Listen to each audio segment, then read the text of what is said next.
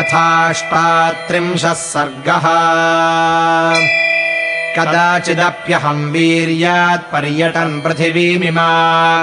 बलम् नागसहस्रस्य धारयन् पर्वतोपमः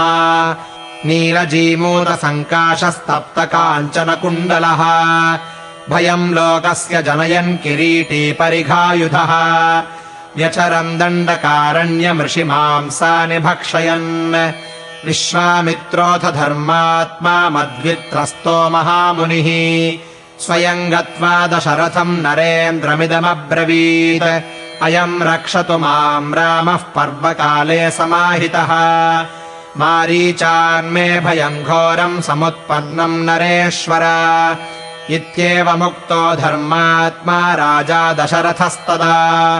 प्रत्युवाच महाभागम् विश्वामित्रम् महामुनिम् ऊनद्वादश वर्षोऽयमकृतास्त्रश्च राघवः कामम् तु मम तत्सैन्यम् मया सह गमिष्यति बलेन चतुरङ्गेण स्वयमेत्य निशाचरम् वधिष्यामि मुनिश्रेष्ठ शत्रुम् तव यथेप्सितम् एवमुक्तः स तु मुनी राजानमिदमब्रवीत् रामान्नान्यद्बलम् लोके पर्याप्तम् तस्य रक्षसः देवतानामपि भवान् समरेष्वभिपालकः आसीत्तव कृतम् कर्म त्रिलोकविदितम् नृपा काममस्ति महत्सैन्यम् तिष्ठत्विह परन्तप बालोऽप्येष महातेजः समर्थस्तस्य निग्रहे गमिष्ये राममादाय स्वस्ति तेऽस्तु परन्तप इत्येवमुक्त्वा समुनिस्तमादाय नृपात्मजम् जगाम परमप्रीतो विश्वामित्रः स्वमाश्रमम् तम् तथा दण्डकारण्ये यज्ञमुद्दिश्य दीक्षितम् बभूवोपस्थितो रामश्चित्रम् विस्फारयन् धनुः अजातव्यञ्जनः श्रीमान् बालश्यामः शुभेक्षणः एकवस्त्रधरो धन्वी शिखी कनकमालया शोभयम् दण्डकारण्यम् दीप्तेन स्वेन तेजसा अदृश्यत तदा रामो बालचन्द्र इवोदितः ततोऽहम् मेघसङ्काशस्तप्तकाञ्चनकुण्डलः बलीदत्तवरो दर्पादाजगामाश्रमान्तरम् तेन दृष्टः प्रविष्टोऽहम् सहसैवोद्यतायुधः माम् तु दृष्ट्वा धनुः सज्जमसम्भ्रान्तश्चकारः अवजानन्नहम् मोहात् बालोऽयमिति राघवम् विश्वामित्रस्य ताम् वेदिमभ्यधावम् कृतत्वरः तेन मुक्तस्ततो बाणः शितः शत्रुनिबर्हणः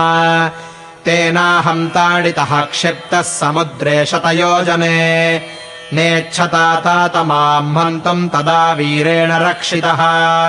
रामस्य शरवेगेण निरस्तो भ्रान्तचेतनः पातितोऽहम् तदा तेन गम्भीरे सागराम्भसि प्राप्य संज्ञाम् चिरात्तात लङ्काम् प्रतिगतः पुरीम् एवमस्मि तदा मुक्तः सहायास्ते निपातिताः अकृतास्त्रेण रामेण बालेनाक्लिष्टकर्मणा तन्मया वार्यमाणस्तु यदि रामेण विग्रहम् करिष्यस्यापदम् घोराम् क्षिप्रम् प्राप्य न शिष्यसि क्रीडारतिविधिज्ञानाम् समाजोत्सवदर्शिनाम्